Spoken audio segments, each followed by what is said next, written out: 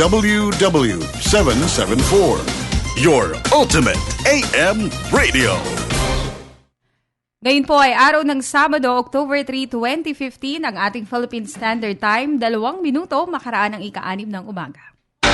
Ano ang sinasabi ng batas tungkol sa adoption, separation, annulment, taxation, karapatan ng senior citizens at iba pang katanungan?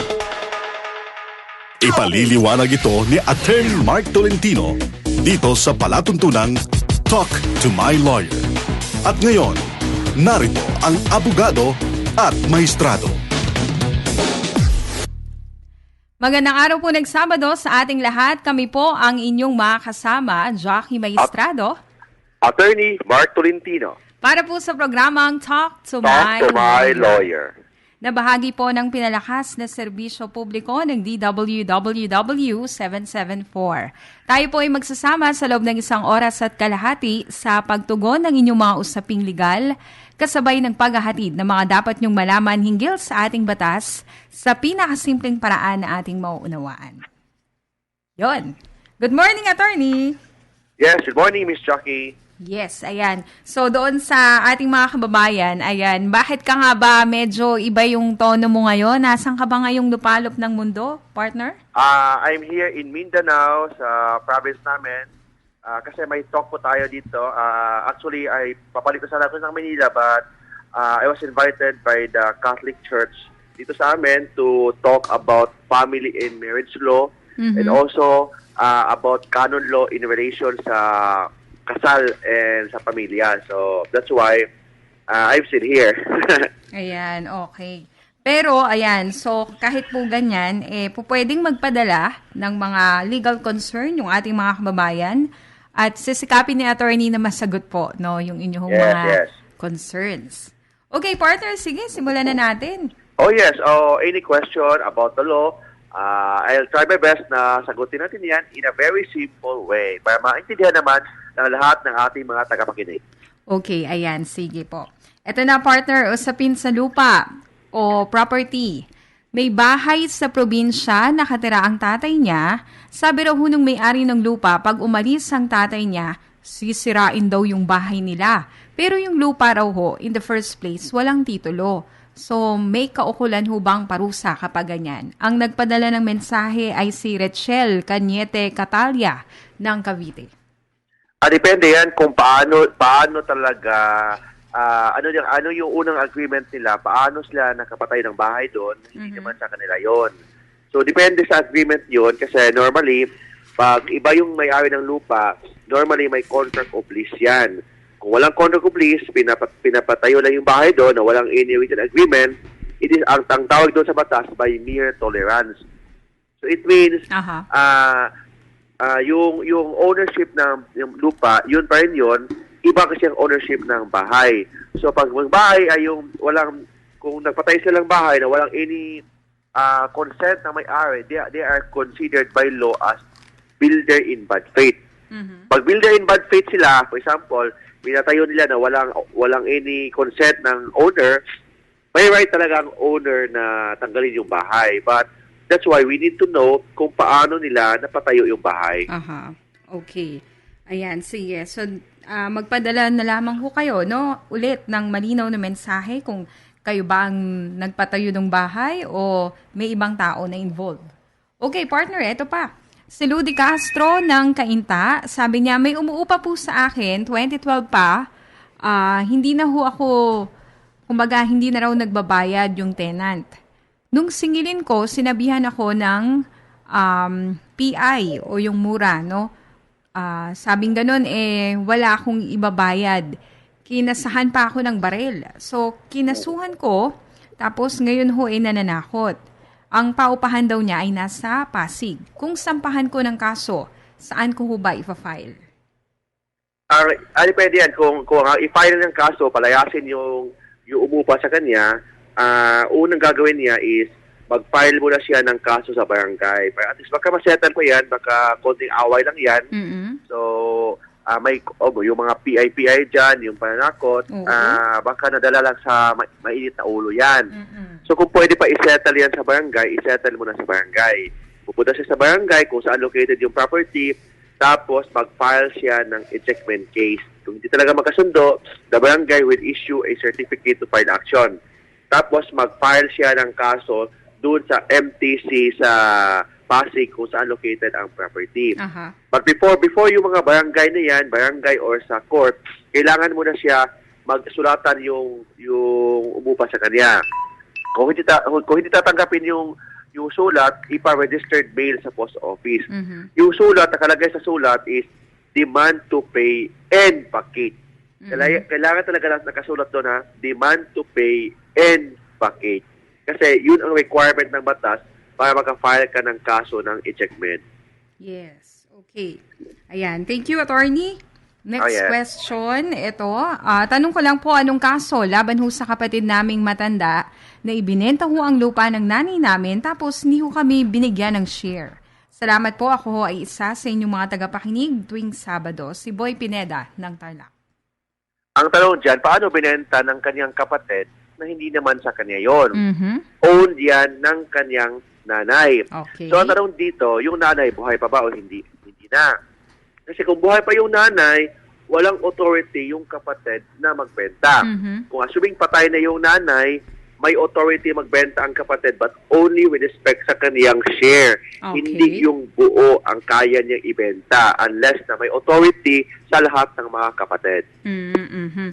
Kung halimbawa, partner, assuming na may authority naman nila, sa umpisa ay pinangakuan sila bilang kapatid, ibang kapatid na, o sige ba, bebenta ko tong lupa ni nanay, tapos hahatian ko na lang kayo. Nung nagkabayaran na, nawala na yung pangako. So, papaano? Ano ang kanyang magiging legal action dun? Normally kasi depende kasi kung anong authority ang nilagay. Pwede naman na authority to sell lang but not authority to receive the payment. Problema pag tinanggap ni ng isang kapatid ang payment, yung pera na natanggap niya is only hold in trust.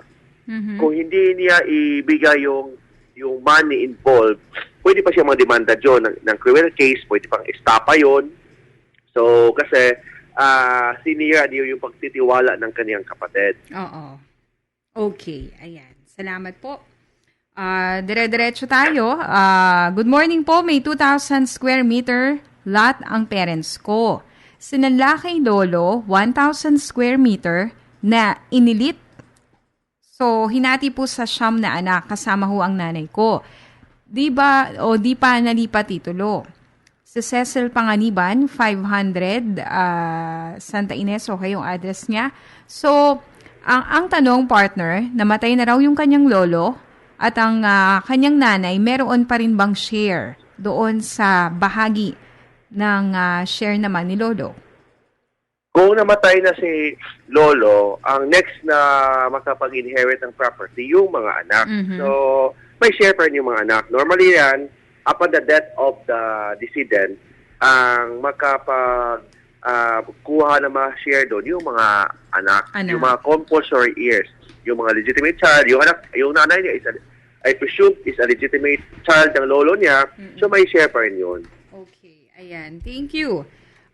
Tinubos po ng kapatid ko kung US citizen ang lupa namin na isinangla ng tatay namin. At di pa ho namin foreclose. Nalipat sa kanya at sa akin ang titulo ng aming lupa. Posible ho bang malipat sa kapatid kong US citizen ang lupa at ma-eject ang pangalan ko? Actually, pag yung isang kapatid, siya yung nagbayad ng utang ng kanilang magulang, so siya yung tumubos, hindi ibig sabihin na sa kanya na yung lupa. Oo. Kasi pwede naman yan tubusin niya. It means na yung certain percentage ng kanyang pera na tinubos, yun ang considered utang ng ibang mga kapatid. Lalo na pag namatay na yung kanilang magulang. So, hindi ibig sabihin na sa kanya na yung lupa. Oo. Unless na may tinatawag lang extrajudicial settlement and lahat ng share ng mga kapatid, ni-withdraw nila, binigay sa kapatid na nagtubos ng lupa. Okay. Ayan, so malinaw po yun, no? Eto, partner, may nabili po akong lupa, ang magulang ko, 1974. Ang magulang niya nakabili ng lupa 1974. May sukat po itong 290 square meters sa halagang 4 pesos kada metro. Ang kabuang halaga ay 1,160 o 1,160 pesos. Nakapaghulog po ng halagang 560 pesos noong 1976. So, 2 years after. Mula po noon, hindi na ho nahulugan. Paano ho ba ang bayaran para maging sa aming mga magulang ay makuha na yung lupa? Patay na ho kasi yung binilhan nila. So, bali lola po nila ang binilhan. Si Grace po ito ng Paumbong, Bulacan. So, depende sa agreement nila yan. So, is it a contract to sell or conditional sale? So, we do not know kasi kung paano yung bentahan nila. Kasi pag contract to sell lang, kailangan nilang makiusap sa seller ng lupa. Aha. Kasi kung naghulog-hulog lang sila doon, nagbibigay lang sila ng monthly installment, hindi kasi ibig sabihin na nakumpleto na yung bentahan ng lupa. Kasi pwede naman yan na nagbibigay sila ng installment but it is only considered as a down payment. So, lahat ng tanong nila, masasagot yan based sa contract na pinirmahan nila. So, kailangan nilang basahin yung kontrata. Tingnan nila kung anong klaseng contract yan. Is it a contract to sell? Sale? Kasi pag contract to sell lang, hindi talaga na-transfer ang ownership over the property. Kasi ang contract to sell, it is only a probationary contract or temporary contract. It means na pag na-fully paid na, doon pa lang ang deed of absolute sale na mag-execute sila ng deed of absolute sale para ma-transfer na yung ownership. Okay. So, habang hindi pa na-transfer yung ownership, it means hindi pa yun fully paid. Pag hindi pa fully paid, so kailangan sila makiusap doon sa owner kung anong gagawin nila, but basahin muna nila yung contract to sell para malaman nila ano yung karapatan nila over the property. Okay. Thank you. Ayan. So, 1 more minute before we take a break. Isa pang tanong, partner. Pwede ho bang ipangalan sa aming 2 anak yung transfer of title namin from GSIS? So, 8 years old po yung anak ko. Patay na ho kasi yung husband ko. Si Tess of Laguna. Pwede ba yun, partner? So, kaninong lupa? Sa kanya. Kay nanay. Sa kanya? Oo. So, kung gusto na ilipat sa kanyang mga anak yung lupa, ang anak is 8 years old pa lang. Yes. So, pwede nilang gagawin yan. Pwedeng deed of donation. Walang problema yan. Deed of donation. Deed of donation. Mas makakamura pa ng tax no? May tax yun, yung deed of donation. Depende kasi sa value ng lupa pag donation. So, deed of donation na gagawin nila pa. Kasi pag deed of sale, hindi kasi pwede yun kasi bata pa. Oo. Then, pangalawa, paano makabili yung 8 years old? So, parang hindi ma-approve yan parang tanungin talaga yan ng BIR kung paano yung bentahan. 8 years old pa lang yung bumibili. Yes. So, ang pinaka-safe na gagawin nila is deed of donation. Okay. Sige, partner. Aha. Okay. Ito, follow-up lang. Ako po ay umuupa ng residential house. Yung may-ari, pinapirma kami ng kontrata na after 2 years, magtataas ng 10%. Ayaw ko hong pumirma. Pinapaalis na ho kami ng bahay. Pwede ho ba yung ganun? Basta ka na lang papaalisin at pwede ba yung kontrata? Pirman. Bawal yung kontrata lalo na pag residential property if the value ng rent is below 10,000. Pag more than 10,000 yung rental monthly, legal yon. Okay? Pero pag below 10,000 ang monthly rental, illegal yon. Kasi nakasaad sa batas na pag sa rent control law, pag yung rental is below 10,000 pesos, ang yearly increase is only 7%. Yun ang maximum. Hindi abot talaga ng 10%. Okay.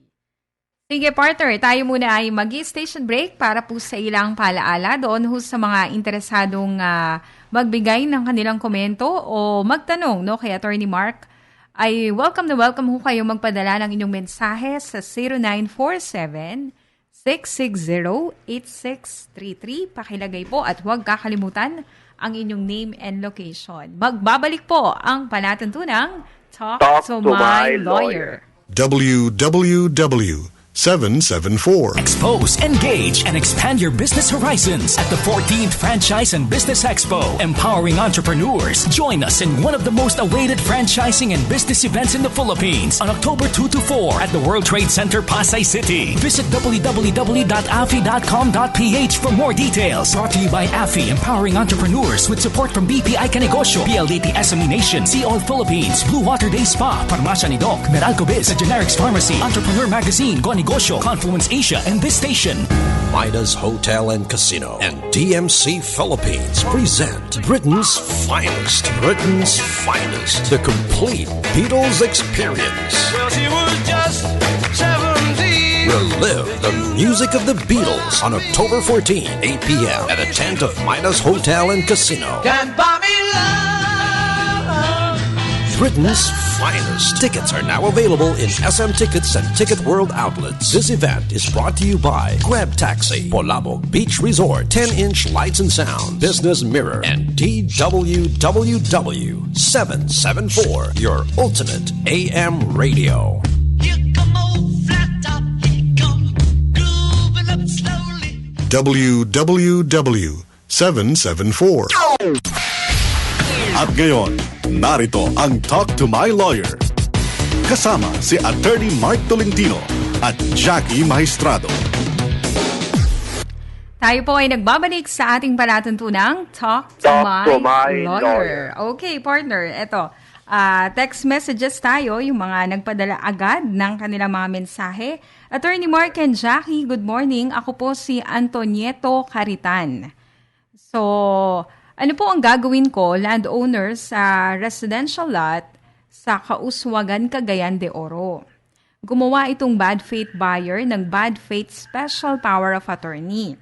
So, bad faith authority to occupy yung deeds of sale na lahat ng ito ay wala akong pirma.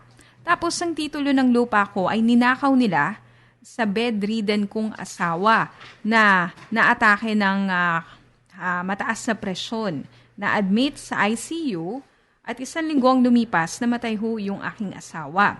So ano ho ang gagawin ko sa buyer na ito, hindi na ho binalik yung titulo at hindi umalis sa land area ko dahil nagpatayo na ho ng istruktura. Nagmamalaki pa na meron daw ho siyang PAW lawyer o yung public attorney's office na lawyer. Oh, yes, from Kauswagan, Cagayan de Oro. So, Bisaya to. Sige nga, partner, batiin mo si ating texter. May buntag, Cagayan de Oro. Taga Kauswagan, Cagayan de Oro. Hindi yan Kauswagan ang tawag sa amin doon sa Cagayan. Tawag doon, Kauswagan. Kauswagan. Ayan. Oh, yan. Ayun. Thank you, Hindi yan. Pag Tagalog kasi, Kauswagan. Pag Bisaya, Kauswagan. Malumanay. Sila ball, no? Okay. Oh. So, ang kaso niya is may bad faith buyer. Ang very common lang yan. Mm-hmm. Magbentahan kasi ng lupa kasi, huwag mong ibigay ang deed of yung titulo ng lupa kung hindi pa fully paid. Kaso, partner, ninakaw nga daw. O, yun nga ninakaw. So, hindi natin alam kung ninakaw ba yan or hindi. Kasi, ang makapagsabi diyan yung asawa lang niya na namatay na o namatay na ngayon. Yes. So, ang gagawin niya, kung ayaw talaga niya makapagsundo yung buyer na yun kasi in the very first place, hindi pa naman na complete yung bentahan ng lupa, ang gagawin niya is i-terminate niya yung bentahan. Tapos, mag-file siya, kausapin niya yung buyer na isole yung titulo. Pag hindi talaga isole, mag-file siya ng petition for specific performance. Mm-hmm. Specific performance, compelling the buyer to return the title. Kasi yung ginagawa niya is illegal yon, especially bad faith buyer siya. But, yes. But kailangan niya i-prove bakit bad faith buyer. Hindi kasi pwede sabihin na sa court yan na bad faith buyer yan. Mm-hmm. Kailangan may prueba siya na bad faith buyer yung katransact niya. Then mag-file siya ng petition for specific performance. Sa RTC niya i-file yun sa Regional Trial Court. Ang tanong, saan niya i-file? Pwede niya i-file kung saan located or saan yung residente ni bad faith buyer na sinabi niya o saan resident kung pwede niya i-file sa Cagayan de Oro, sa Regional Trial Court, especially yung caller natin, Oswagan, or kung nandyan siya sa Manila, pwede na i-file kung saan siya residente ngayon. Okay. Ayan, sige. So, parang isa sa mga proof na dapat niyang ipakita, partner, kung halimbawang tama ba, pag may nakakita na ninakaw talaga yung titulo doon sa kanyang doon sa kanyang asawa, pwede niyang i-present yon. Yes, ang sinasabi ko, civil case, ito ang tinatawag na specific performance. Kasi ninakaw yung titulo, pwede din niya idemanda ng pagnanakaw sa City Prosecutor's Office. Okay. So, hindi lang iisang kaso, no? Pati pala yung kanyang act ng pagnanakaw, pwede ring yes, panganakan ng kaso. Yung act ng pagnanakaw is a criminal case, hindi lang yung civil case. So, pwede niya i-demanda yun ng criminal case, pagnanakaw is theft yun. Okay. So, saan niya i-file? Kung saan ninakaw. For example, ninakaw dyan sa Manila, sa San Juan niya ninakaw, so doon siya mag-file sa San Juan. Okay. Ayan, sige. Sana po ay naliwanagan ho kayo, no, sa sagot ni attorney. Si Baby naman ng Bulacan, meron po akong house and lot. Yung lote po ay nabili namin sa bangko, pero sa eldest kong anak na ipangalan yung titulo, kasi po ni-require ng bangko na ang buyer ay kailangang merong ITR. At that time, binata pa ho yung anak ko. Kinasal na ho siya last June. Meron pa ho akong isa pang anak. Gusto ko po sanang mailagay din yung name nung isa kong anak doon sa titulo ng lupa para ho maging sa kanilang dalawa yung property. So, attorney, ano po ba yung dapat kong gawin? Anong gagawin niya? So, ang gagawin niya is kasi nakapangalan yung bahay at lupa. In trust, it means pinagkatiwala niya yung bahay at lupa sa kanyang anak. Yes. At normally, yung anak niya, sabi kasi na batas, pag pinagkatiwala mo sa yung anak, ang mga properties mo, there is an implied donation. Yun ang sabi ng batas, ha? There's already an implied donation basta pinagkatiwala mo yung lupa mo, properties mo, sa iyong mga anak. So in this case, gusto niya ilipat or ilagay yung pangalan ng kanyang isang anak. Yan, so ang gagawin ni yung isang anak niya na nakalagay na yung pangalan is ang pinaka-cheapest way is mag-execute siya ng deed of sale.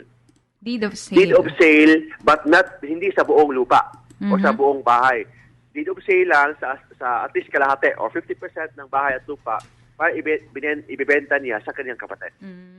Okay. Para makatipid siya kasi pag duration, mapamahal siya. Deed of sale na lang and yung value ng lupa at bahay, yung pinaka-cheapest na nakalagay po sa zonal value. So, yun yung kanyang ilalagay. Yes. Deed of sale lang yun. Deed of sale.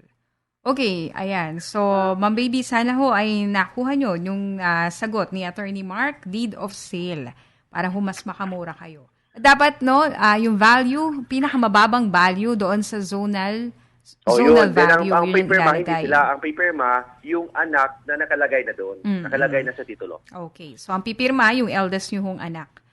Ayan. Sige, salamat po. Ito, tanong naman kaugnay ng mga lolo't lola natin, yung mga benepisyo.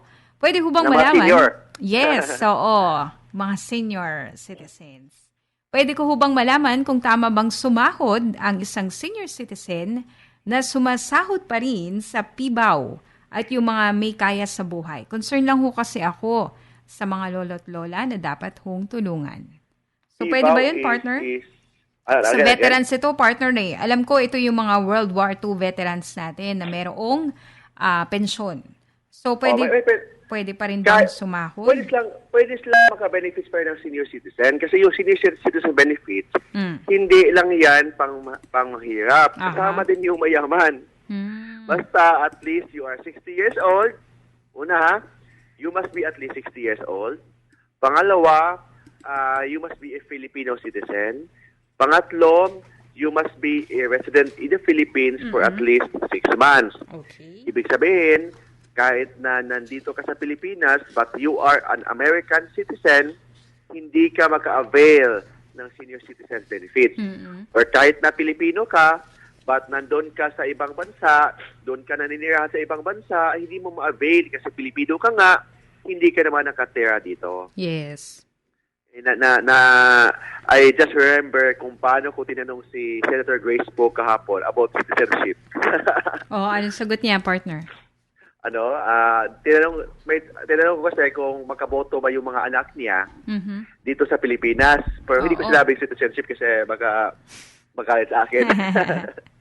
Okay.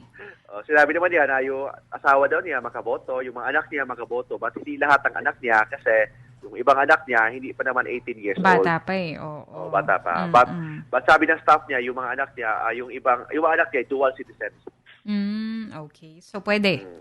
Ito naman, partner, sa mga kaso naman tayo. Si Luz ng Betis Guagua, Pampanga ay nagtatanong, may nasangla po na motor, 22,000 ang pagkakasanla. Tapos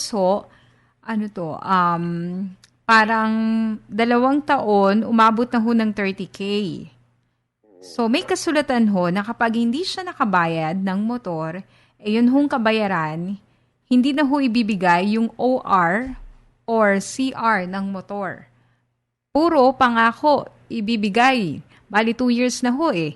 So ano ho bang dapat gawin para makuha ko na yung CR ng motor? Hulugan po ito kasi dati. Ang OR and CR ng motor, makukuha mo yan kung fully paid ka na. Ayaw daw hong ibigay naman. Hindi talaga ibigay yun kung hindi ka pa fully paid. Okay. Di ba? Kung fully paid ka na, doon ka pala ibigay yun kasi yun ang parang tinatawag na security ng utang mo. Ibig sabihin, partner, kahit na halimbawa, kasi from 22,000 na nasanla, yung motor, umabot na nga ng 30K, ay dapat yung fully paid mo yung 30K na. Ganon. Ang fully paid mo, hindi lang yung principal, kasama yung interest. Kung fully paid ka na lahat, doon mo palang makukuha yung mga ORCR.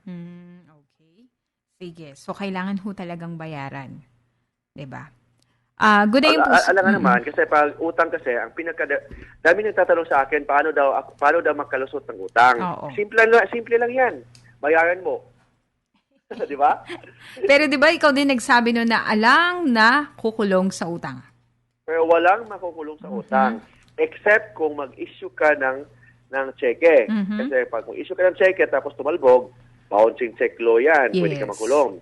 Or, wala makukulong sa utang but may makukulong sa panloloko. Yun correct. Ang tawag, estafa. Ayan. Sige, partner. Isa pang tanong bago ho tayo muli mag-station break. Si Claire ng Fairview. Ask ko po kung mamamatay na ang complainant, mamamatay talaga. At may warrant of arrest yung nag-estafa sa kanya. Wala na ho ba automatikong kaso at wala na rin ho bang bisa yung warrant of arrest dahil patay na yung complainant? Salamat. Hindi. Okay, explain ko ha. Sige. Ano ang epekto pag namatay sa complainant? Ano naman ang epekto pag namatay si accused? Diba? Dalawa yan ha?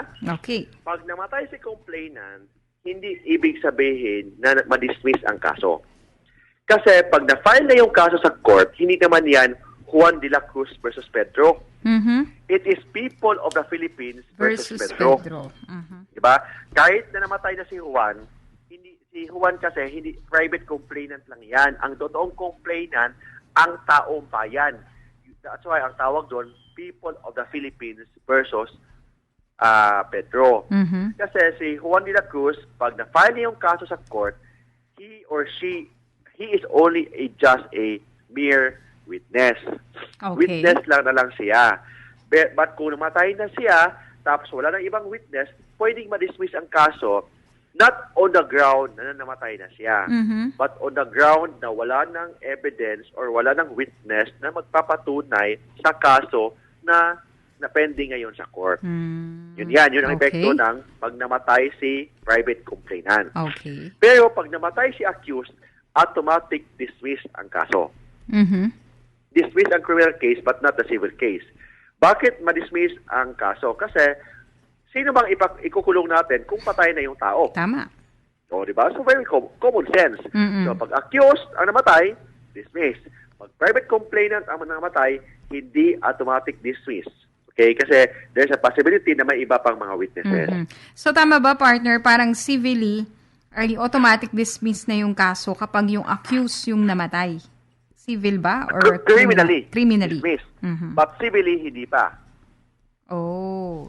Criminally. So, ibig sabihin, Yung ibig sabihin ng civilly, kahit namatay na accused, pwedeng patuloy pa rin yung kaso o kung magkano talaga ang babayarang damyos sa ginagawa ng accused. But hindi na magkukulong kasi patay na. Oo. Diba? Okay. Paano mo ipakulong yung patay? Tama. Sige, partner. Ayan, tayo ay muli station break at sa ating pagbabalik ay medyo marami-rami pa ito, partner. Dadako naman tayo.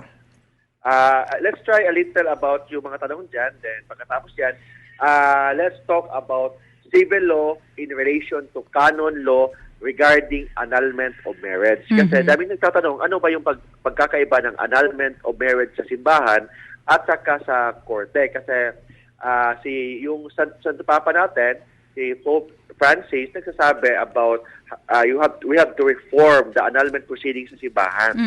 And iba kasi yung sa simbahang annulment, iba din yung annulment sa court. Okay. Yun ang pag-uusapan natin. Sige, partner. Himayin natin yan. Makaraan ang ilang paalaala. 0947-660-8633. Magbabalik po ang palatuntunang Talk to My Lawyer. WWW774. Mabuting balita mula sa SSS. Para sa mga good standing members, pwede nang mag-extra savings. May SSS Peso Fund na. Mabuting pagkakataon ito na magkaroon ng ipong mas may pakinabang. Sa SSS Peso Fund, extra savings mo, safe na safe. Extra savings mo, kumikita. Extra savings mo, maaasahan sa kinabukasan. Makipag-ugnayan na sa SSS. Alamin ang SSS Peso Fund. Samantalahin ang mabuting pagkakataong mag-extra savings. Mag-SSS Peso Fund na. Buti na lang, may SSS. Mabuting balita mula sa SSS. Makakautang sa SSS ang mga pribadong kumpanya, eskwelahan at ospital sa ilalim ng Business and Social Development Loan Facilities sa mga SSS accredited banks. Maaring gamitin ang SSS loan para sa site development, panimulang kapital o pagpapaganda ng mga kagamitan at pasilidad. Bisitahin ang SSS Housing and Business Loans Department sa 5th floor, SSS Main Building, East Avenue sa Quezon City. O di kaya ay tumawag sa 920-6401, local 5115 or 5129 o mag-email sa desilvamt@sss.gov.ph o karangdangao@sss.gov.ph. Anong isa sa mga katangian ng ina? Buong puso kung mag-alaga. Sa The Generics Pharmacy, bukod sa gamot na generics na dekalidad, simbisa at singligtas ng branded. Tiwala ka pa sa alagang ina ng aming pharmacist. Para sa alagang ina, The Good Pharmacist. Basta Generics, The Generics Pharmacy. Ang resetang sigurado, may generics. Magre-reseta ba si Doc ng masama sa'yo? Tandaan, basta generics at gamot pang maintenance, TGP, The Generics Pharmacy lamang. Nandito ang reseta ng doktor. Now with over 1,700 branches nationwide to serve you. WWW774. At ngayon, narito ang Talk to My Lawyer. Kasama si Attorney Mark Tolentino at Jackie Maestrado. Tayo po ay nagbabalik sa ating palatuntunang Talk to My Lawyer. Okay, partner. So ito, sabi rito, my first marriage was in 1974 but I was abandoned in 1982 by my first wife. Ayan, pinagpalit siya sa isang lalaki. Lalaki? Oo. Tapos? Sometime in 1986, I got married to another woman. But my first wife died. Ito, yung first wife niya, 2 years ago, 2013, ay namatay. So, ang tanong, yung kanya bang ikalawang kasal noong 1986 ay legal? Si Luis de Illegal, void. ng Florida Blanca. Void yung second marriage niya kasi nung napagkasal siya, buhay pa yung first wife niya. Then yung namatay yung first wife niya nung 2013 pa. So anong gagawin niya? Kung gusto niya, yung void yung second marriage niya, but hindi automatic void yun. Kung sila pa ang, may dalawang option siya. Okay. Okay? Kung nagsasama pa sila nung second wife niya, anong gagawin niya? Magpakasal sila uli. Yun lang.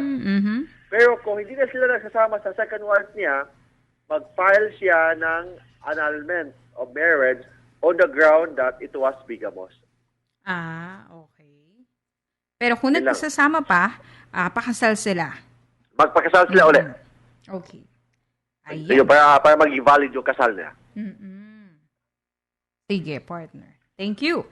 A blessed morning, Attorney Mark and Jackie. Tanong ko lang kung ano ba ang legal impediment sa annulment ng isang 30 years of marriage with 7 children sa mga legal benefits ng legal family.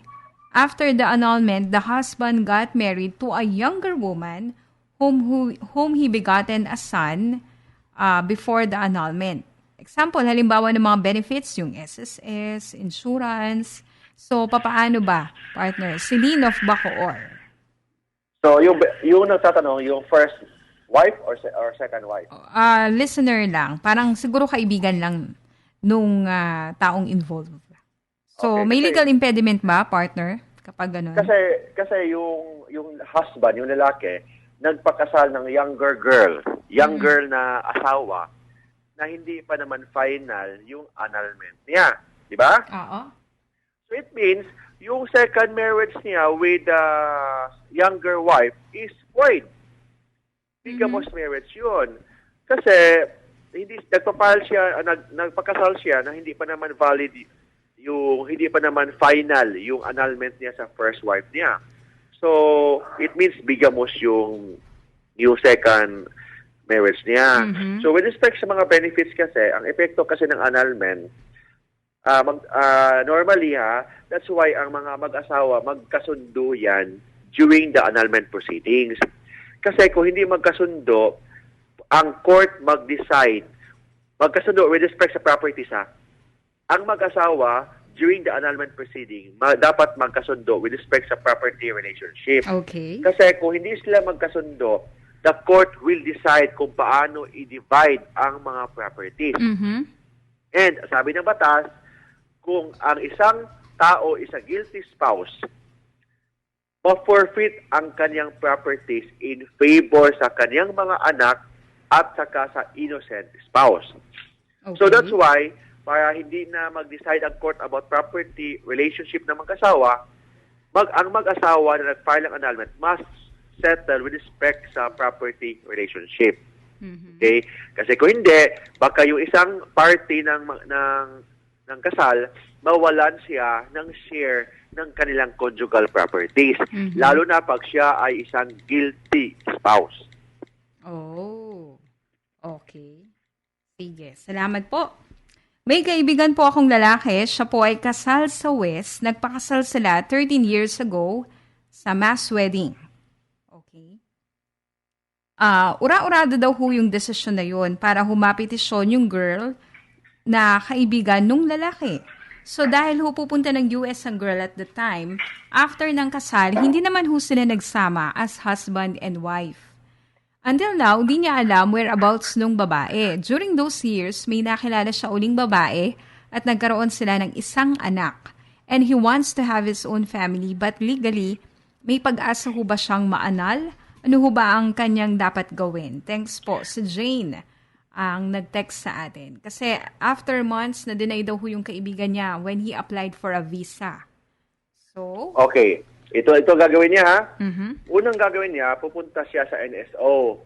Titingnan niya kung na-registered pa yung kasal niya. Okay. Kung may kasal ba talagang nangyari sa West na yung mass wedding. Kasi kung walang nakalagay sa kanyang Senomar, sa Certificate of No Marriage, na kasal siya, di walang problema yun. Pwede na siya magpakasal uli. Pero kung may nakalagay doon sa kanyang Senomar na kasal siya, annulment talaga ang gagawin niya. Hindi kasi ibig sabihin na hindi sila nagsasama, void yung kasal nila. So, hindi automatic void niya. Mag-file pa rin siya ng annulment of marriage. Okay. So, yun muna, no? Dumiretso muna sa NSO. Tignan kung merong records ng kasal doon. Alright. Okay. Eto. Nakasal po ako ng walang lisensya. Pastor po ang nagkasal sa bahay namin. So, valid po ba rin yung kasal? Sabi ng batas kasi pag walang lisensya, ang kasal nyo, void yun. Void pag walang lisensya. But kailangan nyo i-prove na wala talagang lisensya. Kasi baka may lisensya doon, hindi mo lang alam. So, ang paano gagawin yun, mo, partner? pupunta kayo sa local civil registry, kumuha kayo ng certificate na yung kasal na yon walang license. Tapos, pag pastor ang nagkasal sa inyo, titingnan niyo kung either the husband or the wife, membro ba sa simbahan ng pastor na yan. Okay. Kasi kung hindi, void din yung kasal.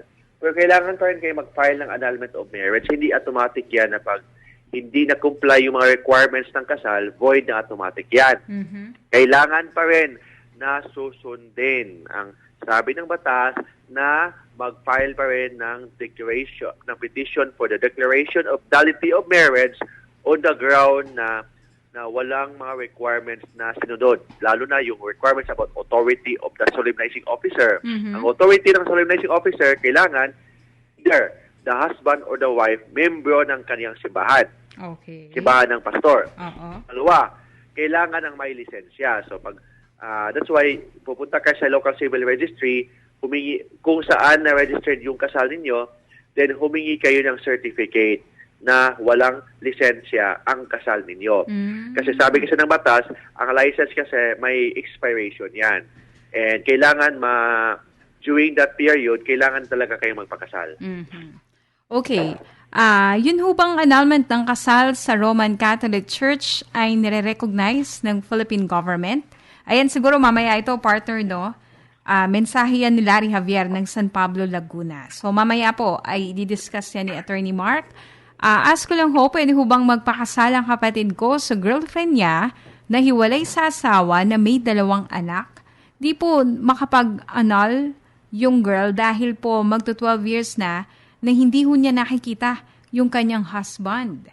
So, po pwede ba yun, partner? Si Eve ng Novaliches QC. Hindi po pwede yan. Bakit hindi po pwede? Basta as long as walang tinatawag na annulment, hindi po pwede magpakasal. Kasi pag magpakasal sila, pwede pa silang mademanda ng bigamy. Okay. And malaking problema yan pag bigamy ang kaso ninyo kasi makukulong pa kayo hanggang 12 years. So, anong dapat gawin, partner? Hindi na nga niya alam yung whereabouts nung husband. Mag-file siya ng annulment. Yun ang gagawin niya. Mag-file siya ng annulment. Annulment. Okay. Sige. Ayan. Good AM po. Kinasal po kami noong May 28, 1985 at 20 years old ako noon. So, wala pa hong parental consent. Pero, nandoon sila nang ikasal ako sa West. Voidable po ba ang kasal ko? Ayan, hiwalay na ho ako, 11 years, from Billy Visconde ng San Ildefonso, Bulacan. Voidable. Bakit, partner? Kasi sabi ng batas na kailangan na may parental consent if you are 18 to 21 years of age. So, may pipirmahan kasi ang magulang na isang documents na i-attach yun sa marriage license na humingi sila, nagbibigay sila ng pahintulot. Voidable ang kasal. Pag voidable kasi, may expiration yan na kung kailan ka pwede mag-file ng annulment. Okay. So, if you are already 26 years old, so it means pag 21 up to 26 years old ka lang, pwede mag-file ng annulment on the grounds na walang pahintulot na magulang. Kasi, di ba, 21 years old plus 5, ilang taon ka na noon? 26. Oo. It means may doon ka lang pwede mag-file ng annulment on the ground of lack of parental consent. Kasi after 26 years old, hindi ka na pwede mag-file on that ground. Okay. Sige. Ito pa, partner, pasadahan natin. Si Mercy Cabalse ng Orion, Bataan. Gandang umaga po, Attorney Mark. Tanong ko lang ho, may asawa kasi ang ate ko, pero hindi sila kasal. Matagal na ho silang hiwalay, pero nag-asawa uli ang ate ko. Ayan, I sige. have to interrupt. Sabi, may asawa ang ate ko, pero hindi sila kasal. Hindi niya asawa yun. Ano Live-in yun? partner lang. Yun, okay. Pero nag-asawa daw ho uli yung ate niya. Nagpakasal sila, pero 2 taon lang ho sila nagsama. May habol pa ba ang ate ko sa kabuhayan ng mister niya? So, totoo yan. Kasi ang tanong doon, partner, sinong mister? Yung live-in partner ng ate niya, hindi naman asawa niya yun eh. Kalibin lang niya yun. Okay. So it means, yung first husband niya, yung pinakasalan niya. Mm. So may habol siya with respect sa kanyang first husband, especially because legal wife siya. So yung mga requirement, yung mga benefits na batas, pwede niya i-avail yun kasi siya yung legal wife. Granting na yung pinakasalan niya, binata ha? Oo. Baka may asawa din yun. So, I am presuming na yung pinakasalan niya, wala ring sabit. Okay. Pero doon sa kanyang kinakasama, partner, nung nauna niyang kinasama, wala siyang habol doon. Tama ba? Wala siyang habol, pero yung mga anak niya may habol. Okay, sige partner. So yan, 6:47 na po ng umaga, tayo po ay muling mag-i-station break at sa ating pagbabalik, ano uli yung ating pag-uusapan, partner? Pag-uusapan natin, ano yung difference ng civil annulment at saka yung church annulment. And ano yung proseso ng church annulment. Okay, sige. So yan ho ang ating aabangan. Makalipas po ang ilang paalaala, magbabalik po ang palatuntunang Talk to My Lawyer. WW774. Bakit tayo nagkakasakit? Dahil sa stress, dahil sa dumi at virus, dahil humihina ang natural na depensa ng katawan. Yun ang immune system. Kaya sa pamilya namin, importante ang araw-araw na pag-inom ng My Marvel Tahibo. Capsule o tea, malaki ang naitutulong ng My Marvel Tahibo para mapanatiling malakas ang immune system, matibay ang resistensya. Yan ang My Marvel Tahibo. At ang walang sakit, yun ang immune. No approved therapeutic claims. WW774. At ngayon, narito ang Talk to My Lawyer. Kasama si Attorney Mark Tolentino at Jackie Maestrado. Tayo po ay nagbabalik sa ating palatuntunang Talk to My Lawyer. Okay, partner. Sabi mo, define muna natin yung pagkakaiba ng church sa civil marriage annulment at yung mga proseso niyan, no, nakaakibat. Okay. Okay. Ang pagkakaiba kasi ng church annulment at saka yung civil annulment, ang church, ang simbahan kasi may annulment lang. Annulment lang talaga ang sa kanila. It means valid yung kasal nila from the very beginning. Kasi annulment lang yung proseso nila. Unlike sa civil annulment, sa civil courts kasi, may tatlong proseso yan. May tinatawag na nullity of marriage, may tinatawag na annulment, may tinatawag na legal separation. Okay? Ang nullity of marriage, ang ibig sabihin doon, yung kasal ninyo is void from the very beginning. Okay? Whereas pag-annulment, valid ang kasal ninyo until na i-declare yan ng court na null and void. Yun ang annulment.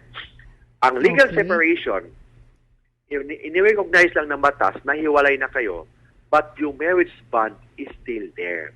So it means, kasal pa rin kayo, pero ni-recognize lang ng batas na hiwalay na kayo.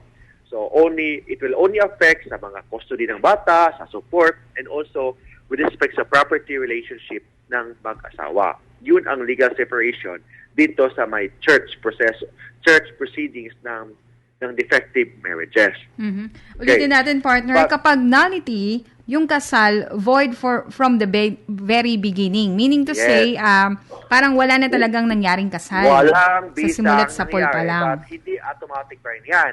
Kailangan pa rin ng declaration ng court na null and void ang kasal ninyo. Okay. Yun ang ibig sabihin nun.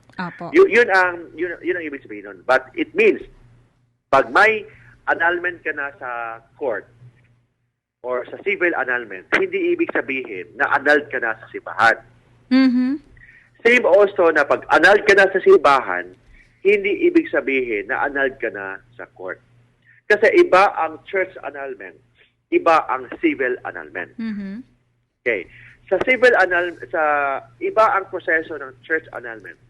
Iba din yung proseso ng civil annulment. Kasi mas mahigpit actually ang church annulment. Mas mahigpit? Automatic ba? Mas matagal? Normally, depende yan sa proseso, sa facts ng kaso, or sa information na ibibigay mo sa court ng simbahan. Kasi basta mas mahigpit. Bakit mahigpit? When I say mahigpit, kasi same kasi ang Philippine law and canon law with respect sa marriage. Dapat mahigpit. may obligation ang simbahan and may obligation ang Estado, ang government, to preserve the sanctity of marriage. It means, itong annulment na ito na pinag-usapan natin it should only be the last option. Hindi yan privilege. Kung pwede pa na isettle, magkasundo pa kayo. That's why nga sa legal separation, in civil defective marriages, may tinatawag tayong 6 months cooling off period. Saan yan, partner? Church? Sa civil. Civil.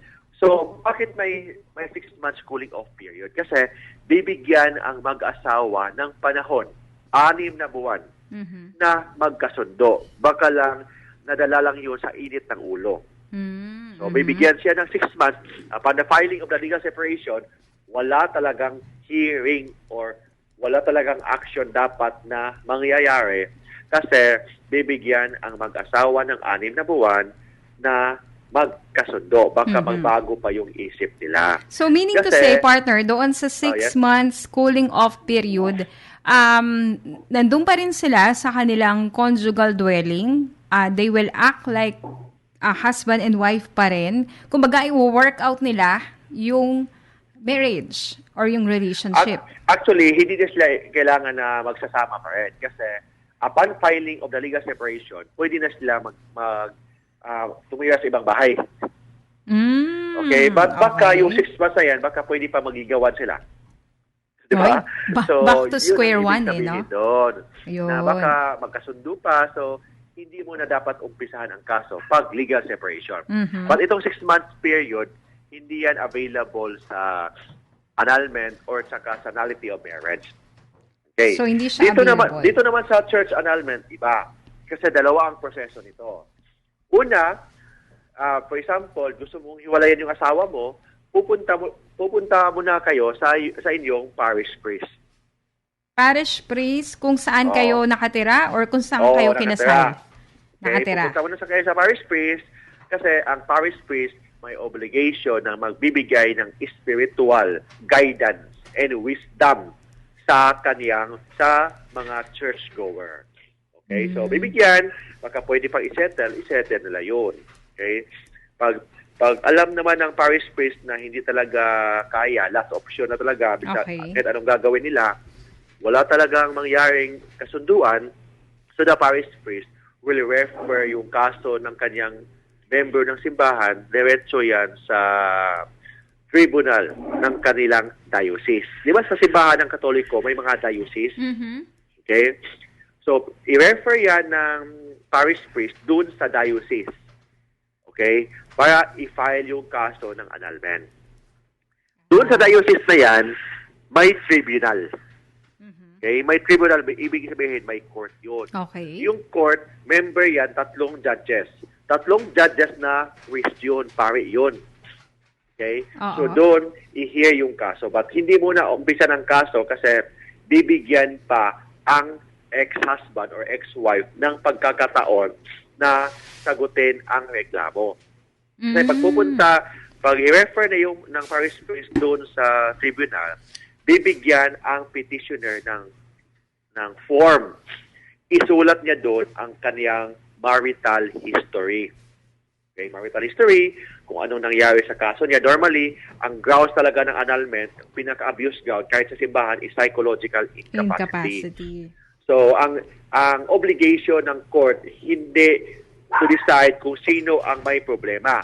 Si babae ba o sa lalaki. Kung hindi, titingnan kung ano yung totoo. Kung ano yung totoong nangyari. Iba kasi sa church, sa civil annulment, kasi sa civil annulment, titingnan kung sino ang may problema. Okay. Si babae ba o si lalaki. Di ba? Unlike sa church annulment, ang titingnan, ano talaga ang totoo. Okay? So, ano ang totoo in the sense na? Totoo kahit sino ang mali doon, hindi issue kung sino ang may mali.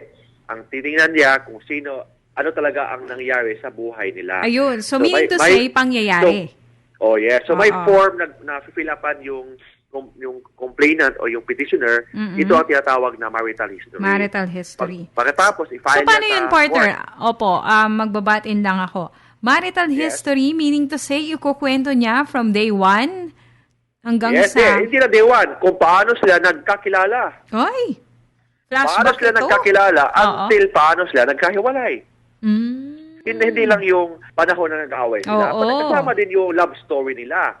Kung paano sila nagkakilala, paano sila nagligawan, until paano sila nagpatayan.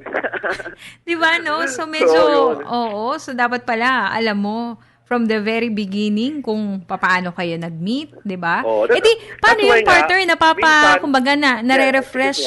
Opo. Excuse me. That's why nga, matagal minsan yung annulment sa simbahan kasi pag ilagay mo yung marital history mo, nakalimutan mo, ipabalik sa'yo yun. Hindi yan tatanggapin. Oy. Kung hindi kompleto yung nilagay mo doon.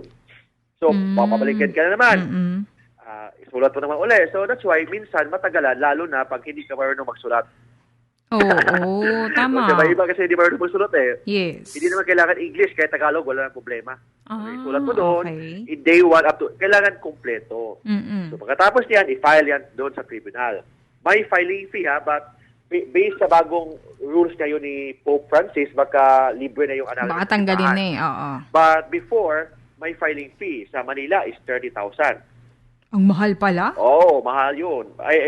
I presume ngayon, libre na yun. So pag-file doon, titingnan yun ng 3 judges na priest kung tama yun nakalagay doon. Kung hindi tama, ipabalik yan sa'yo. Question ko, partner.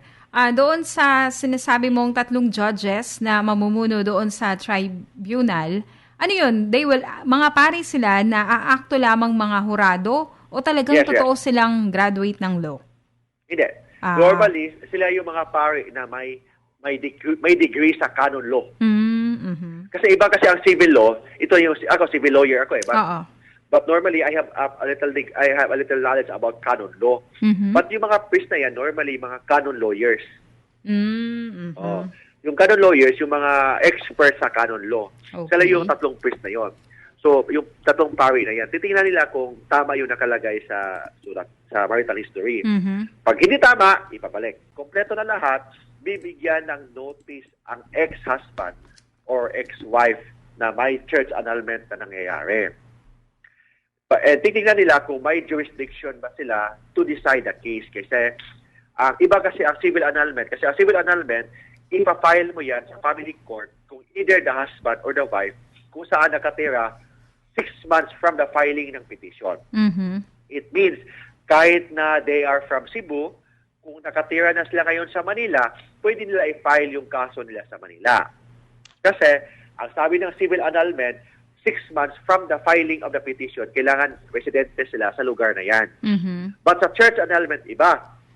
Sa church annulment, ipa-file ang annulment kung saan sila nagpakasal. Or, saan sila nagpakasal or saan residente si respondent or si ex-husband or si ex-wife. Or pwede rin doon i-file sa residente ni petitioner basta papayag yung ex-wife or yung respondent. So yun yan. Pagkatapos niyan, may hearing. Una mag-present ng evidence yung petitioner. So normally, i-hire nila yung psychologist, mga expert witness, yung siya mag-testify din kung ano talaga ang nangyari. So may mga cross-examination din yan. Then normally, there are 2 or 3 lawyers na involved dito aside sa judges. Yung unang lawyer, yun ang lawyer ni petitioner. Okay. Yung pangalawang lawyer, yung lawyer yan ni respondent, yung kanyang ex-husband or ex-wife. Okay. And yung 3 lawyer, yun ang lawyer ng simbahan. Siya yung taga-depensa ng kasal. So, walang kinakampihan yung lawyer ng simbahan? Actually, ang lawyer ng simbahan, ang obligation niya is to defend the marriage. Defend the marriage. So it means isang lawyer lang ang petitioner. Kung i-oppose yun ng respondent or kukontrahin niya ng respondent, 2 lawyer ang kalaban niya. Oo. Mahirap, di ba? Oo. Diba? Masyadong complicated. Masyadong komplikado. Pagkatapos naman ni respondent, ni petitioner na mag-present ng evidence, si respondent naman ang mag-present ng evidence. Pagkatapos yan, i-submit yung kaso sa court for decision. Pero bibigyan pa ang abogado ng simbahan ng pagkakataon whether or not kukontrahin niya yung church annulment. Okay. Pagkatapos kung hindi na kukontrahin, o kung kukontrahin pa, mag-present naman ng evidence ang simbahan. Or kung hindi na kukontrahin, ang kaso submitted na for decision. Assuming na pinagbigyan ng church annulment, church court, yung tribunal, na grant to annulment, hindi yan automatic final. Kasi may tinatawag na automatic review or automatic appeal. Sino ang gagawa niyan? May 3 priest na naman, ibang set of judges na mag-review sa decision. Okay. Sa review ng decision. Pag na-approve na ng appellate court, final na yung church annulment. Okay. Ayan. Pero pag hindi pa na-approve, it means iba ang decision ng lower court. Iba ang decision ng higher court. Pwede pa mag-appeal ang isang parte doon sa tribunal, doon sa Vatican City. Sa Vatican na. Oo, mas mahal yun doon na sa Vatican ang review. Yun ang last say. So, matagal talaga kasi may automatic review. Unlike sa civil annulment, pag nag-grant na yan ng RTC, hindi automatic review. Depende yan ng Office of the Solicitor General or yung respondent kung i-appeal nila sa Court of Appeals. Depende sa kanila. Okay. Partner, pero pag church annulment, automatic review or automatic appeal. Sige, partner, i-expand natin itong talakayan natin sa ating pagbabalik dahil medyo mahaba-haba pala ang daraanan ng church annulment compared nga doon sa civil annulment. So, balikan natin yung mga points, partner, mga salient points na nabanggit mo. Matapos lamang ang ating station break at mahalagang pagbabalita. Kayo po ay nakikinig sa palatuntunang Talk to My Lawyer. WWW774. Narito ang WWW774 balita sa oras na ito. Ang balitang ito ay hatid sa inyo ng Social Security System. Buti na lang may SSS. Ipinatatanggal ng isang leader ng Liberal Party si Metropolitan Manila Development Authority Chairman Francis Tolentino sa listahan ng senatorial candidate ng administrasyon. Ayon kay Dinagat Island Representative Arlene Bagao, Vice President for Women ng LP, hindi dapat konsentihin ang pagpapasayaw ni Tolentino sa 3 babae na umani ng batikos sa Laguna. Sinabi o itinanggi na ni Tolentino na siya ang nagregalo ng Playgirls na nag-show sa kaarawan ni Laguna Congressman Benjamin Agaraw. Sinabi ni Tolentino na pinagsuot pa umano niya ng t-shirt ang 3 nagsayaw. Pero kahapon kumalat sa Twitter ang litrato ng Playgirls na may suot ng t-shirt ng kanyang kapatid na si Tagaytay Congressman Abraham Bambol Tolentino. Nagpahayag naman ng pagkalungkot si Liberal Party Presidential Bet Mar Rojas dahilan sa napabalitang malaswang palabas sa birthday party ng isang congressman sa Laguna matapos ang panunumpa sa kanya ng 80 bagong kasapi ng partido. Sa isang pahayag na pinalabas ng kanyang tanggapan, sinabi ni Rojas na masusi niyang paiimbestigahan ang insidente. Matapos manumpa kay Rojas sa mga bagong miyembro ng LPD, umano'y lumabas at nagsayaw ang isang grupo ng mga babae bilang sorpresang regalo ni MMDA Chair Tolentino sa birthday party ni Congressman Benji Agaraw. Hindi na ito nasaksihan ni Rojas dahil nagtungo ito sa isang silid kung saan siya at ilan pang mga kasama ay nananghalian bago umalis pabalik ng Maynila. Binigyan din ni Rojas na ipinagbabawal niya ang anumang aspeto ng kanyang kampanya ang ganoong uri ng pagsasamantala sa mga kababaihan.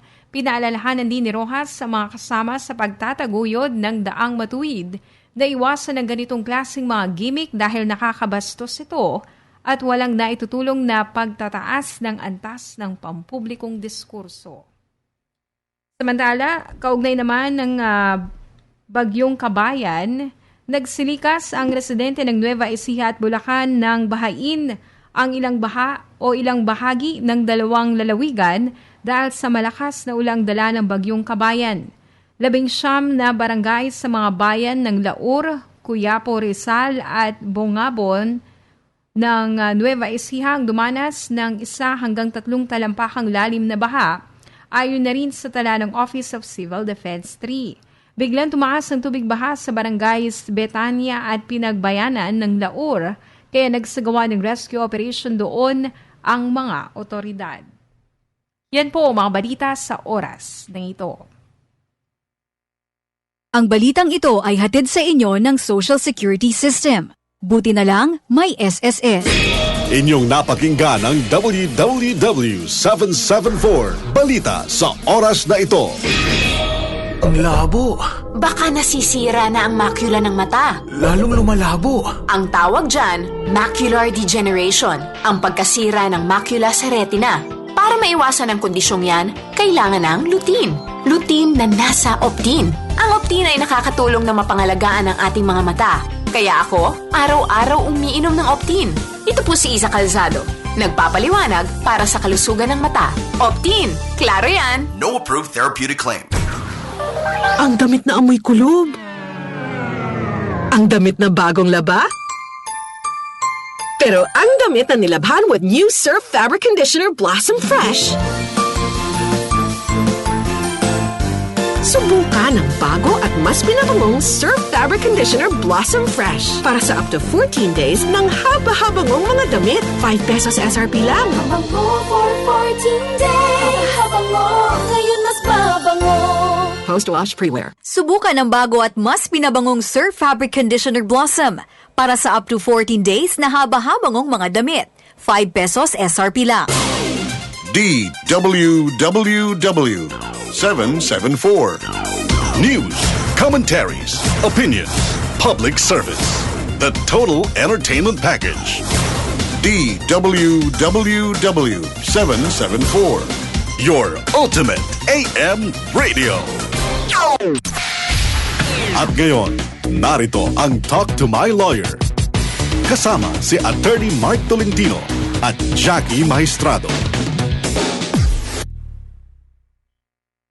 Kayo po ay patuloy na nakikinig sa ating palatuntunang Talk to My Lawyer. At kasama niyo pa rin po kami, Attorney Mark Tolentino. At ako po si Jackie Maestrado. Ayan, partner, may nagtanong dito, si Ray Medina. Sabi niya, ang basihan ho ba ng simbahang Katolika sa annulment ay ayon sa canon law ng kanilang simbahan o sa canon law ng banal na kasulatan, meaning Bible? Anong actually, alam mo dyan, law partner? is actually based yan sa Bible and based on tradition. Mm-hmm. So, may portion dyan na based sa Bible and based sa tradition kasi habang tumatagal, may tinatawag kasi silang batas doon na in-approve yun ng mga anong tawag doon, mga cardinals doon sa Vatican. But based yun sa Bible. Mm-mm. So, parang yun na rin, di ba? Nakabase pa rin or nakaangkla sa Biblia. Based sa Bible, based sa tradition, and based on Catholic faith. Catholic faith. Okay. So, 3 bagay yun, no? Bible, Catholic faith, and tradition. Yes. Okay. So, yun, partner. Sabi mo kanina, yung sa church annulment, hindi automatic na kapag halimbawa, pinayagan nga nung lawyer, yung 3 lawyer ng simbahan na maanal yung kasal sa simbahan ay automatic okay na or final na yung desisyon. Kung hindi, meron pa rin mag-aapela at manggagaling yon doon sa other set of judges ng simbahan. Yes. Okay. Ito kasi apila, automatic appeal. Hindi siya pag may nag-appeal lang. Kasi iba kasi yung pag may nag-appeal, kasi automatic appeal. Kasi pag automatic appeal, pag may decision na, automatic i-review yan sa upper tribunal ng diocese. Okay? Then, doon pa lang, pag na-approve na, doon pa lang mag-final. Like sa civil annulment, pag na-approve na sa regional trial court, hindi ibig sabihin na i-appeal yun. Depende na lang yan kung i-appeal sa Office of the Solicitor General or the respondent kung i-appeal niya. Kasi pag i-appeal nila, doon, pwede pang mabago yung decision ng court. But normally, based on my experience, pag nag-grant na yun ng regional trial court, pag i-appeal yan sa Court of Appeals, normally palagi talagang i-reverse yun ng Court of Appeals. Kasi it is the policy of the state to preserve the sanctity of marriage and i-reverse yan ng Court of Appeals kung kulang talaga ang evidence. Kasi yung tinatawag na nullity of marriage on the grounds of psychological incapacity, it should only be the last option. Okay. It means kailangan yung pagiging psychological problem mo o pagiging psychologically incapacitated mo, kailangan permanent. It must be grave, it must be incurable. Kung may psychological problem ka, hindi naman masyadong malubha, hindi naman sobrang grave or sobrang grabe na talaga, or tinatawag na kung may cure pa, pwede pang gamutin, hindi yan ma-approve sa yung annulment mo. So that's why mahirap yung civil annulment. But yung church annulment, mas mahirap pala kasi dadaan pa yan sa Roma. Kung iba ang desisyon ng appellate court. Okay. Ayan. So, hindi ho porket, kumbaga, sinasabi nga, church annulment, okay na, di ba? Pero ang tanong ko, partner, kung halimbawa, ikaw ay unang kinasal sa West, tapos kinasal ka sa simbahan, and then dahil nga sa hindi naging maganda yung pagsasama nyo, nag-decide kayo na maghiwalay na lang to part ways. Pero, hindi ka nag-undergo ng annulment sa simbahan, ang kinarir mo lang na ayusin yung sa civil aspect. So, anong epekto nun? Kung civil annulment ka lang, nagpo-focus ka lang sa civil annulment, hindi ka po pwedeng makasal sa simbahan. Kasi pero pwede ka nang makasal sa under church law, you are still married. So, it means, hindi ka pwedeng makasal sa simbahan, magkasal ka sa ibang sa huwes, sa mayor, pwede ka makasal doon. Hindi pwede sa simbahan. So, ano bang epekto doon?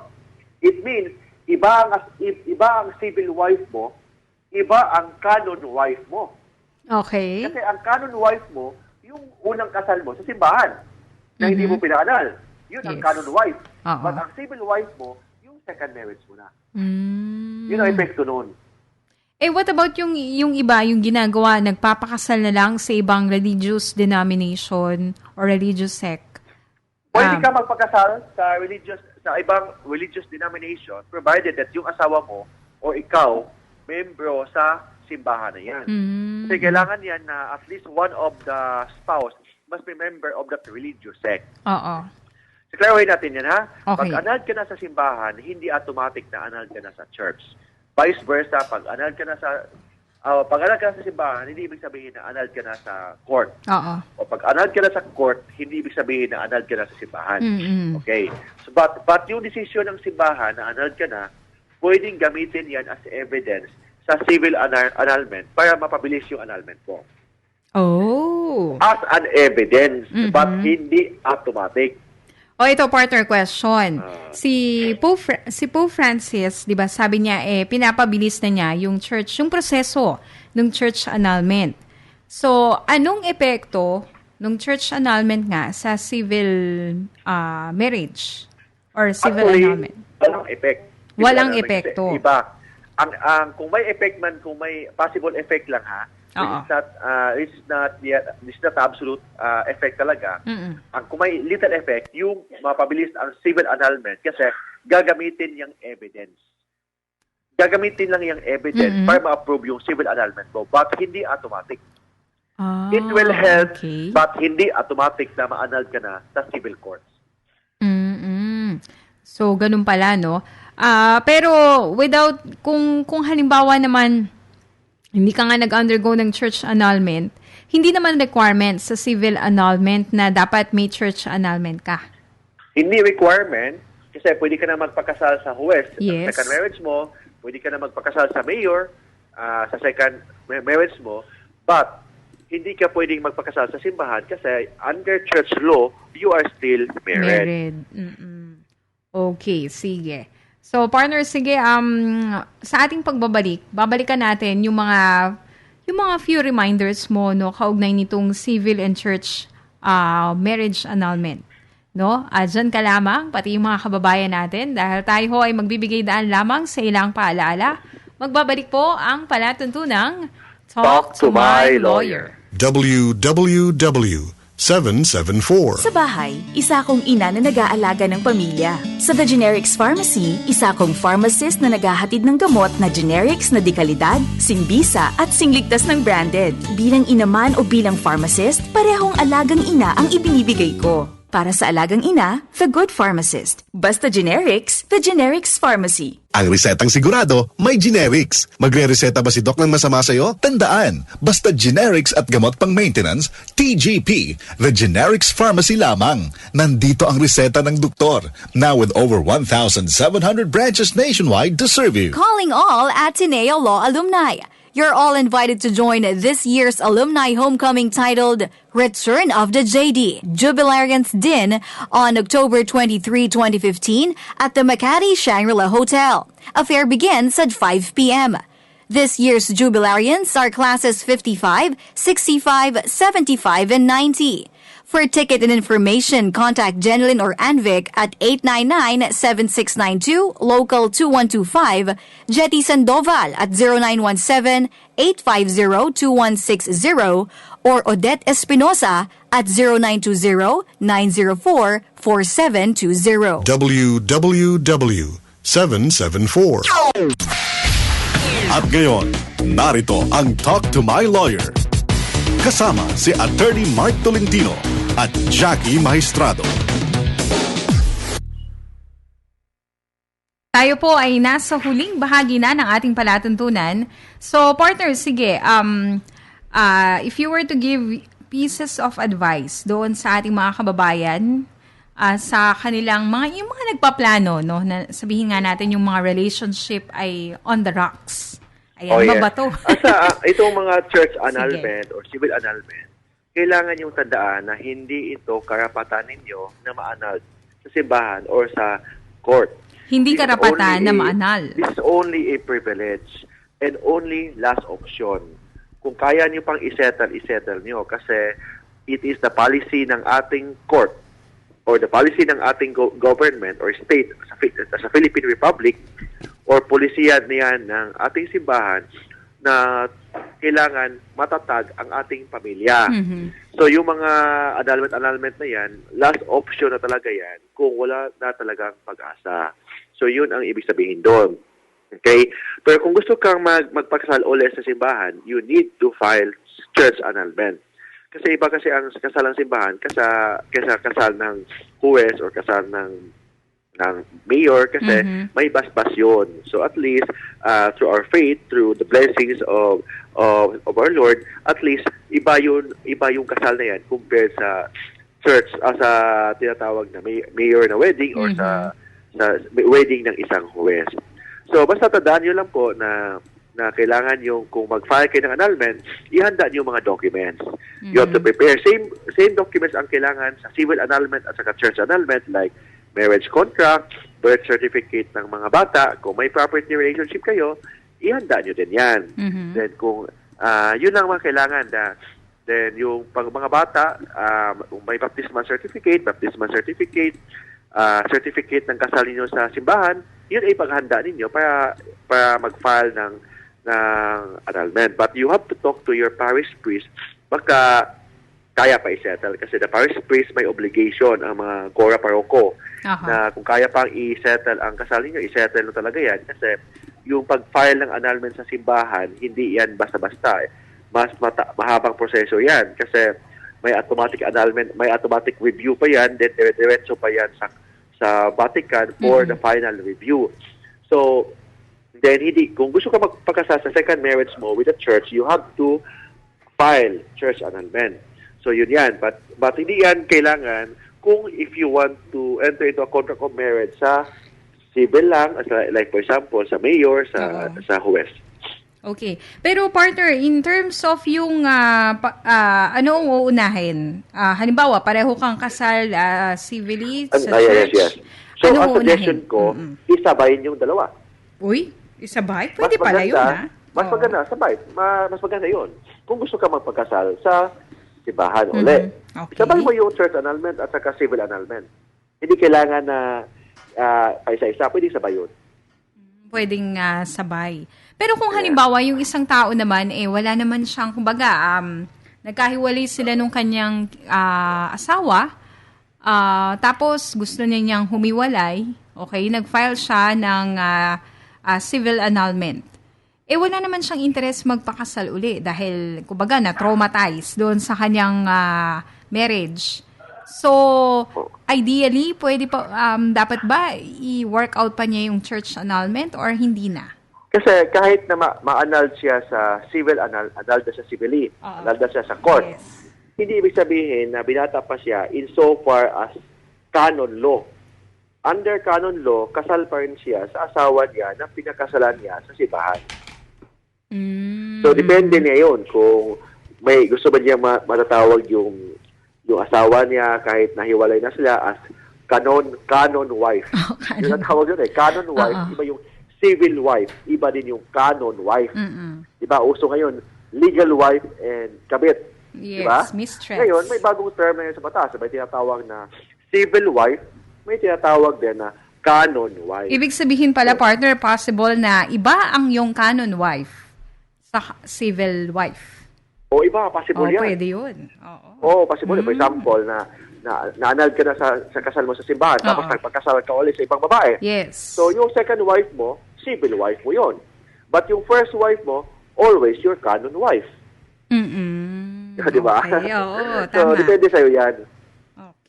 Pero, yun bang, kumbaga, ang epekto lang pala ng church annulment ay, parang i-recognize na walang nangyaring, hindi na kayo kasal. Kumbaga, yes, hiwalay na then kayo. pwede ka na magpagkasal ulit sa simbahan. So, yun lang ang epekto nun. Yun lang. Kasi, hindi kasi pwede makialam ang simbahan with respect to your property relationship. Kasi, that is governed by civil law. Like yung custody, governed yan ng civil law. Ang tinatawag lang na jurisdiction ng simbahan is only with respect to the validity of marriage in relation to canon law. But with respect sa support, respect sa custody ng mga bata, property relationship, civil yan eh. So it means it should be decided by the civil courts. Okay. Ayan. So, yan, malinaw po, no? Church and civil marriage annulment. Okay, sige. So, balikan natin, partner, yung ilan pang mga katanungan dito, no? Baka po pwede pa nating masagot sa remaining 6 minutes ng ating palatuntunan. Okay. Ito, Talk to My Lawyer, radio program. Si Turing De Leon ng Bustillos, may habol ba sa mga naiwan ng namatay kong asawa ang mga anak sa labas na iba ang name na nakalagay sa birth certificate? Ang nasa NSO birth certificate hunong namatay ay Jose De Leon ang nakalagay. Sa NSO ng mga anak sa labas, Jess Leon. Need ba nilang mag-provide ng mga legal documents or affidavit to prove na anak sila? Ang hatian po ba, conjugal property, ay half sa husband and half sa wife? Yung half po ba sa asawang lalaki, doon maghahati yung mga anak? Okay. Okay, sige. So, yung tanong dyan is with respect sa hatian ng property. Pag conjugal properties, kalahat, depende yan sa kung may prenuptial agreement. Kung walang prenuptial, normally 50-50 yan. So, 50% sa legal wife, 50% ang mag-share doon yung mga compulsory heirs. So, sa compulsory heirs, kasama na doon yung mga anak sa loob, yung legal wife may share pa rin, then, yung mga anak sa labas, kalahati sa ma-receive ng mga legitimate children. Okay. Yan, sige. Salamat po. Nag-text sa atin. May problema po ako sa aking birth certificate. Tungkol po sa petsa na ginagamit ko po ngayon, September 9, 1957. Pero doon sa birth certificate ko, November 11, 1956. So, mali yung buwan, mali yung day, or date, mali din yung year. So, ano po bang dapat gawin? Mag-file siya ng petition for the correction of entry in a birth certificate. Sa court talaga yan, kasi year na yan. So, hindi na yan, wala na authority ang LCR na baguhin yan. So, mag-file talaga siya ng petition sa court for the correction of entry in a birth certificate. Then, kailangan siya mag-provide ng mga evidence na mali yung nakalagay sa kanyang birth certificate. Saan niya i-file yung petition na yan? I-file niya sa Regional Trial Court. Yan ha. sa Regional Trial Court kung saan siya pinanganak. For Saan siya example, pinanganak? pinanganak siya sa Makati, doon i-file yon sa RTC Makati. Sa Clerk of Court ng RTC Makati, doon niya i-file yon. Okay, ayan. Sige. Salamat po sa inyong mga pinadalang mensahe. At doon sa ating mga hindi nabasa, wag ho kayong mag-alala. Dahil next Saturday ay kayo po ang magiging priority at sasagutin ho natin yung mga katanungan ninyo. Sige, partner, doon sa mga kababayan nating nag-aantay, saan ka ba po pwedeng matawagan? At ano yung pwede nilang panoorin sa mga yung mga dati mong episodes para matuto sila? So yes po, okay. Salamat po sa tagapakinig. Yung avid listeners po ng Talk to My Lawyer, ito po yung kaibigan ninyo, si Attorney Mark Tolentino. Kung may mga problema po kayo, pwede po kayong tumawag, okay? And ask for meeting appointment for free legal advice. Wala pong bayad yan. Sabihin nyo lang po na you are a listener ng Talk to My Lawyer. Tatawag lang kayo for an appointment. Wala pong legal advice over the phone. Personal yung legal advice, but you can call the numbers na ibibigay natin for an appointment, okay? Sa landline po natin, pwede po kayong tumawag, ha? Sa 209-6203. I repeat po, 209-6203. Or dito sa cellphone natin, pwede po kayong mag-text or tumawag sa 0917-329-5353. I repeat po, ha? 0917-329-5353. Or sa Facebook page po natin, pwede po kayo mag-visit and mag-like sa Facebook page and mag-message lang doon sa www.facebook.com/MarkTolentinoLaw. I-repeat po, facebook.com/MarkTolentinoLaw. Or sa website po natin, pwede po kayo mag-visit para malaman yung mga backgrounds po natin sa www.marktolentinolow.com. I repeat po, www.marktolentinolow.com. Thank you po. Yes. At doon naman sa mga masugid nating tagapakinig, meron ho tayong official Facebook page para po sa Talk to My Lawyer, para ho maging legal reference po ninyo in the future. Ay pwede ho kayong hanapin nyo lamang po doon sa search bar ng Facebook yung Talk to My Lawyer, DWWW774AM. Okay. So, sige partner, magpaalam na tayo. Oh yes, so ito po yung kaibigan ninyo, si Attorney Mark Tolentino. Kami po ang inyong partner sa batas, Jackie Maestrado. At aasahan ho namin uli kayo sa susunod na Sabado. Okay, sige. So, ayan, partner, meron ka pa bang mga last messages no, sa ating mga kababayan?